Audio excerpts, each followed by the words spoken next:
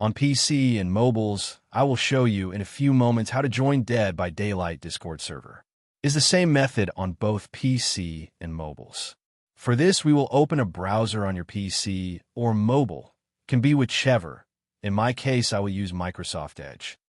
Now click on URL bar and type this URL to be able to join this Discord server.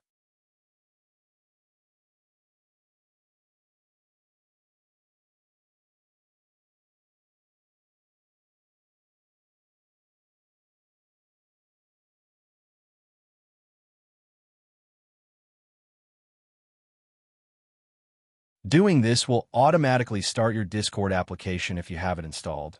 Then click Join, and you'll have access to the Discord server.